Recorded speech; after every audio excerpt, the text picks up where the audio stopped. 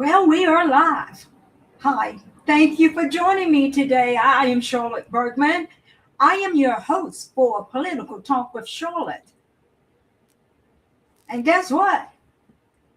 I'm a bona fide Republican. After 34 years, I would think that, yeah, I am a bona fide Republican. And I want to talk to you about the requirement for being a bona fide Republican. Thanks for joining me. Leave your likes, your emojis, and comments. And as I was talking to someone earlier, I appreciate you joining me. I want to know who you are. So leave your comments, leave your likes, leave your emojis so that I will be able to track and know who you are. And I appreciate your comments. If you want to get in contact with me, the show notes are there. They're available down here. And so you just leave me your comments. If you don't like what I'm saying, I want to hear it. I'm a big girl. I'm not afraid of criticism or objections to what I'm saying. But I do want to thank you for joining me. This is Political Talk with Charlotte. As your host, I'm a conservative voice for Christian and constitutional values. And I will fight to the end for those couple of things because those values are what make our nation great, what makes my community great. And I'm fighting for my children, my grandchildren, my great-grandchildren, you and your children and great-grandchildren. I'm going to talk today about some of the factors which is helping to shape up this midterm election. Our show airs every Thursday at noon. Now, the show notes I reference, you can send me an email. You can check me out on Facebook, Bitchute, Twitter, YouTube, Twitch. And I'm going to be expanding my X account so that you'll be able to communicate with me and provide feedback. So if you're new to this channel, I do desire your comments. And I would appreciate it if you would subscribe to my channel, say on YouTube or Rumble. And what they would do is they will send you out a reminder, a notification of when this show is airing live. And the best time to reach the show is when it's live, like right now. I do appreciate you. I love you so much. I realize this show would be nothing without your support. So I want to thank you.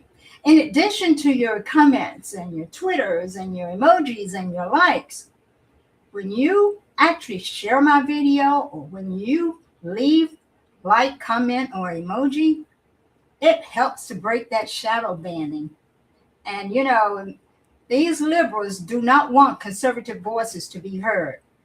So it is up to us to actually break the shadow banning so that the videos can be shared to lots of people, not just a few. Check out my book, The Last Trumpet in the Battle for America. We are fighting for the heart and mind and soul of America. And guess what, guys? I agree with you. She's worth fighting for. So sit back, get your popcorn, your Kool-Aid, and hey, enjoy the show. I plan to enjoy it. Now, the title of the show is about bona fide Republicans. We've got some issues. Bethany, thank you for joining me, Bethany. I appreciate it. Thank you for leaving your comment. Patrick, I am too. I am so looking forward to our president coming here on Monday. And I have noticed some comments that you're making. And you're coming out without hesitation to confront the idiocy, the TDS from the liberals. You know, one of the main people in the community, and he's lost my vote, is J.B. Smiley. Guy said that President Trump shouldn't be here. President Trump is the guy who actually went above and beyond, sought out the fact that Memphis was worth fighting for, sent the task force here, and crime is going down, and people are beginning to realize, hey, this is a great, great nation to live in. This is a great city to live in. So I'm MAGA, guys. I'm a proud MAGA. And I certainly hope that you are too. I want to bring this. How many of you know? And it's pretty popular to be MAGA these days. Why don't you listen to what is going on? And listen, it is CNN's analysis that is showing that Donald J. Trump has 100% support behind MAGA. So the social media people who want to say, oh, MAGA is imploding upon itself, it is not as powerful as it was. Guys, check this out.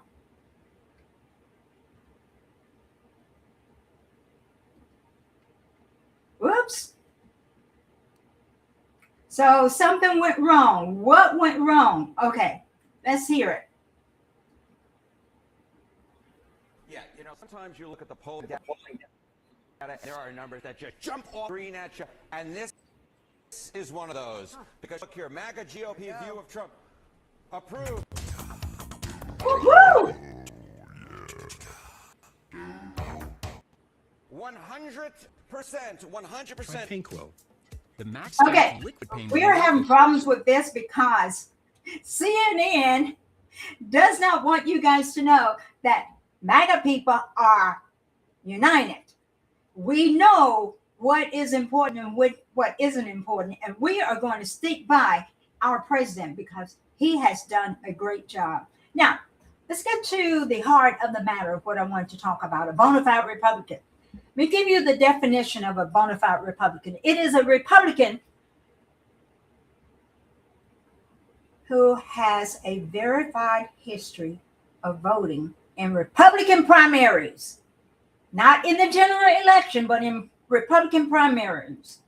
Typically, you're required to have participated in 3 out of the last 4 primary. This status is important for candidates seeking to run in Republican elections, as it ensures that the people who are running align with the party values and principles. Remember those 2 words, values and principles. If you don't have those values and principles, you may not be a bona fide Republican. I remember when I first joined the party 34 years ago, I thought I was being smart. I knew I was conservative. I knew I was a Christian, and I knew that my values didn't line up with the Democrat values, but I didn't know what it meant to be a true Republican. I thought you were supposed to be happy to pay your taxes. Well, since then, I've learned I want the government out of my pocket, and I want to be able to spend my own money and not have the government spend my own money.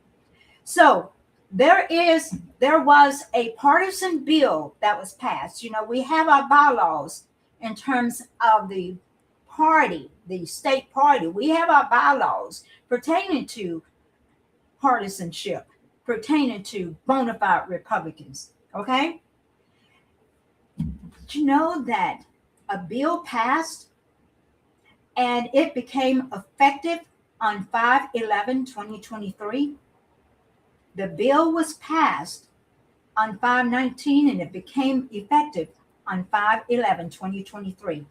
Because see, when I was a part of that group that started the voting to make sure that our Republicans were bona fide, I was a part of that as a state executive committee woman. But after the bylaws were enacted the first year, there were a lot of court cases. So therefore, our chairman and the body of the state executive committee members aligned with the General Assembly, and there was a bill passed. And that bill summary is thus: as enacted, provides that a candidate's name may only be printed on the ballot if it is in the name of a person whom the chair of a statewide political party, that means the Tennessee state chairman, who is none other than Scott Golden, who is the man. Scott has certified that person to be placed on the ballot for the office of whatever position they are seeking. With the chairman certifying that person, that certifies that it is the responsibility of the party to notify the county election commissions of a candidate's name that must appear on the ballot for each political party in the election. It requires the member of the state election commission to disclose any employment or the receipts of compensation received for services related to election. That amends TCA Title II and the state constitution. But here locally, we have people who are Republicans. We believe in the rule of law. Yeah. Change the law just for me. That's what I'm hearing. A lot of people are upset because they want the law changed for them. What is the requirement? To have voted 3 out of the last 4 elections. 3 out of the last 4 elections in the primaries. Not in the general election, but in the primary. Now, how many of you have heard of this thing called Reagan's 11th Commandment? That is former President Ronald Reagan's 11th Commandment. It says, thou shalt not speak ill of any fellow Republican. Well, we got some people that are speaking ill against the laws. People who know better, who know that this country was built on the rule of law, but they want the law changed for themselves.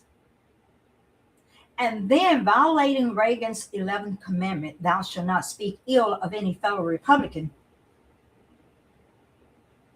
This commandment was intended to discourage negative attacks among Republicans. Now, it's not to say that every Republican is perfect. By no means. None of us are perfect. But what that means is just as your family members, I would think, I know I would, I wouldn't go out in public and criticize my family member among others. I will criticize them to their faces. And I think that's what Republicans need to do. If we have an issue with our fellow Republicans, take it to them, talk to them. I mean, that's what the Bible even says. When your fellow member has committed a sin, go to them, talk to them. That's what we need to do as Republicans, go to them and talk to them. You spread that negativity on the internet, and Democrats will take that and will destroy our party, destroy our individuals, and they won't hesitate to destroy you. I have seen over and over through the years what the Democrats have taken the words of somebody, misconstrued them, and just tore up the party. And we went to rapid defeat. Well, we're about winning. Time out for losing. We're about winning. So if you have an issue with somebody, take it to them, talk to them.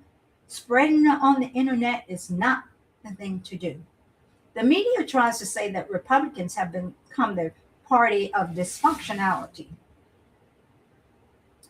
That's what the media tries to say. The media would love to tear down Republicans. But I'm telling you this, Reagan's 11th Commandment should be honored, even today. There is strength in numbers. Defend one another. Fight behind closed doors as family members do. Don't expose your dirty laundry for the enemy to exploit, because I guarantee you, they are not going to let you see their dirty laundry as often as we tear each other up. Now, I empathize with a lot of people who have their hopes up to actually join the party, but all I can say is you got to pay your dues. You may want to learn you may want to drive when you're 8 years old. You got to wait until you're about 15 or 16. You got to follow the laws. And then you're able to do that. I use that analogy to say, get out and vote in the Republican primary. Then no chairman nowhere can kick you off the ballot. Pay your dues first. There's a guy, Jason Walden. He says he considered himself a lifelong Republican. And he has the voting record to prove it. He showed a print off of his past ballots. And gosh, it was straight R's. And he's from Bluntville, Tennessee. Walden announced in October that he planned to run on the Republican ticket in the May primary for Sullivan County's 6th District County Commission. But according to the bylaws of the Tennessee Republican Party, guess what? Walden is ineligible to run because although he's a conservative, he's not a bona fide Republican. Excuse me. He said it was frustrating knowing that I voted Republican since 2004, supporting nothing but Republican candidates ever since. So it's very frustrating that the party I've supported for many years, that I'm not able to run as one. Well, I'm going to suggest that our nation is being torn asunder by radicals, people who want to mutilate our babies, people who want to have boys playing in girls' sports, people who want to take your money and let the government spend for you to bring in Marxism, to bring in socialism.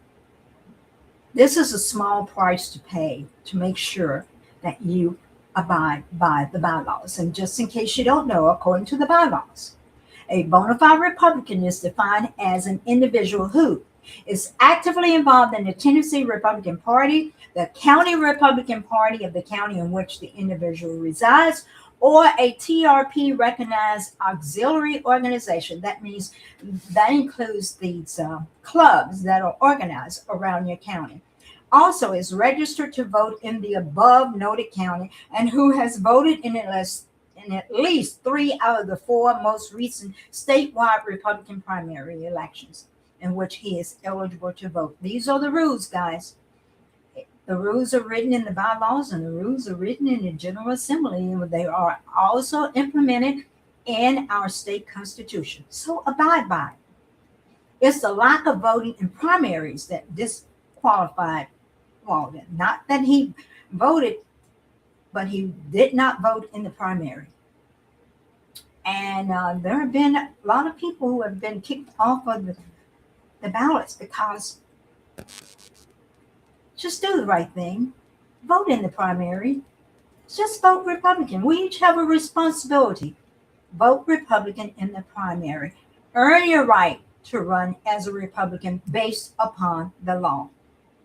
So, as of Tuesday, the final list for candidates was submitted. Oh. Hi, Bobby. Lynn says, oh my gosh, Lynn, they know better. They are ridiculous. They are purposely divisive. You can disagree with policies, but not attack them personally. You are a woman after my own heart. Bobby, thank you for joining the show. We got to do right. We're not Democrats. We are Republicans, and we got to do right. We have a responsibility to do what's right. So anyway, the final results are in. The ballot is being printed as we speak. Let's start with, let's see if I can enlarge this. Who's running for governor? As a Republican, for governor, we have Marsha Blackburn, we have Monty Frisk, we have John Rose. Those are our 3 Republican candidates.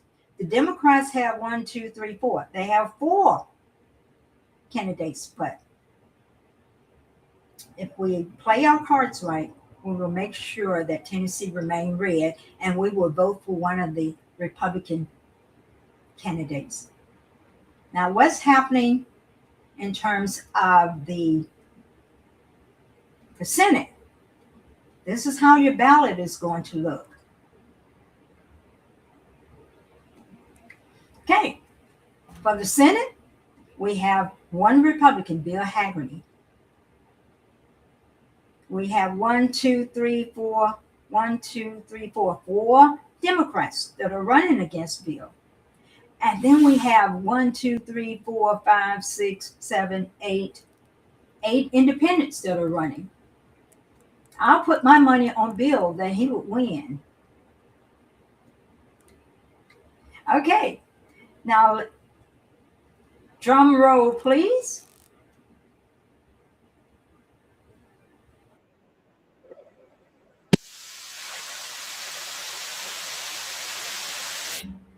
Okay, now we are coming to the House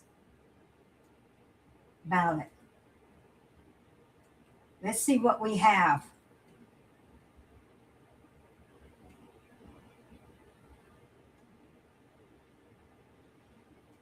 Okay, for the 8th Congressional District, we have David Kustoff, the sole Republican running. Then we have 2 Democrats, and we have 2 independents who qualified. Their names will be on the ballot. We come to the 9th District. Sister Charlotte Bergmann is the sole Republican that is running.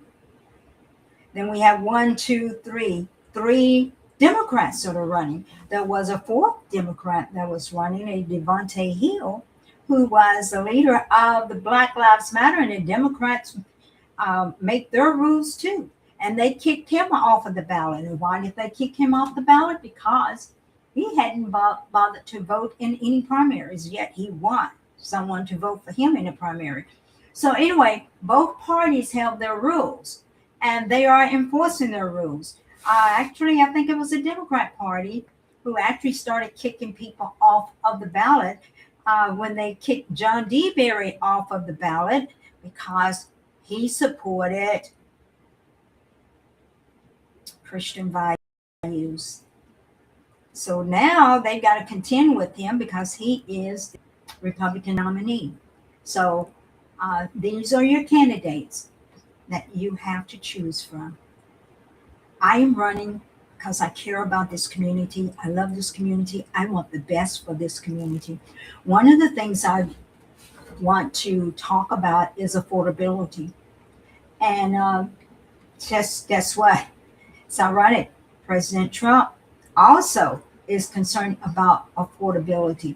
So let's hear what he is saying about affordability. Today, I'm signing 2 work executives continuing my administration's efforts to help more of our citizens achieve the dream of home ownership. It's called the American Dream. Thanks to our purchase of $200 billion in mortgage bonds, mortgage rates recently reached the lowest level in 5 years. This dramatically reduces monthly payments for new home buyers. The annual cost of the typical new mortgage is down almost $5,000 since I took office. I'm very proud of that. I also signed an executive order to stop Wall Street and large institutional investment firms from buying up all the single-family homes in the scheme to turn them into rentals and make lots of money in doing it. We want America to be a nation of owners, not renters. Today, I'm taking action to help reduce rates even more and make it much easier to build new homes in America. The first executive order is about bringing more community banks back into the mortgage business. 2 decades ago, over 5,000 community banks were offering mortgages. Today, that number has been slashed by more than 50%, largely because of burdensome, unnecessary regulations that radical liberals impose on community lenders for the benefit of their donors on Wall Street and, frankly, for the benefit of themselves. The result was less competition and higher mortgage rates for hardworking Americans like you. That is why, under my order, we will eliminate the thicket of unnecessary rules and restrictions that crippled community banks. They've been hurt so badly. We're bringing them back. When more local banks start offering mortgages again, fees will go down, costs will fall, and home buyers will be able to get a mortgage under the more affordable terms that we're insisting on. The second executive order I'm signing today will help lower construction costs for building new homes. Okay, guys, there's a lot that the president is doing, and he won't be able to do everything by himself. That's why he needs a Congress that is going to pass bills from the executive orders that he has implemented. Affordable housing is what he's referring to. Affordable housing is not a luxury. Affordable housing is essential to give people a solid foundation, a part of the American dream. You have children growing up in projects or in apartments, there's not that sense of security as when you have parents who can afford a decent home for them, so that they will be able to have that solid foundation and be able to pass that home on to their family to establish generational wealth. Access to housing defines stability, family, and a future. The big question is, will there be enough Republican candidates, members to go to Washington, D.C. in order? Bobby, you're one of the smartest people I know. All of my friends and my listeners are smart. Bobby says a brilliant move by Trump. Homeowners and community banks build communities, not giant banks and renters. Woo! You said it, dude. I love that. That is right. And Memphis is being identified as one of the key areas that President Trump is going to help to beef up. So it's yours responsibility to send him some help in Washington, D.C. And speaking of President Trump, he's coming to Tennessee. He's coming to Memphis. He's coming to our hometown. And many of the articles that I have read, they're filled with people whose comments exemplify TDS, Trump derangement syndromes.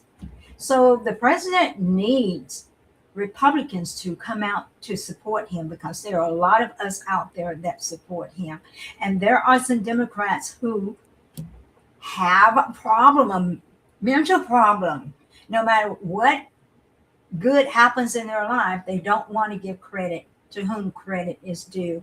And I'll say this, and I'll make this quick, and then I'll end the show.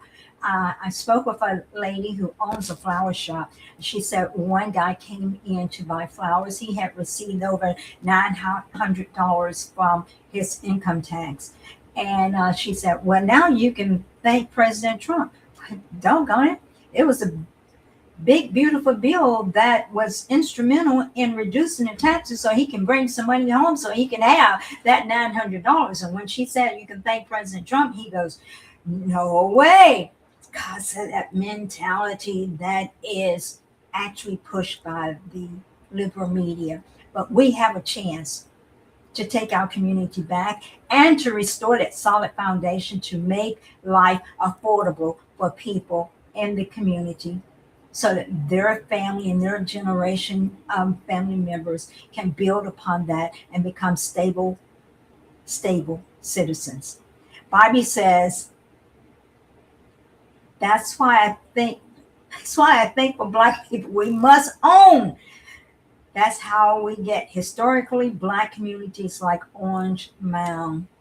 Well, I'll tell you what, Orange Mound needs some help. Elvis Presley Boulevard needs some help. But there are some communities in this city that are improving. And it's starting with the Memphis Safe Task Force and the reduction of crime. Reduce the crime, have solid, honest elections, and put money back in people's pockets so that they can spend for themselves and their family. We will see a new Memphis.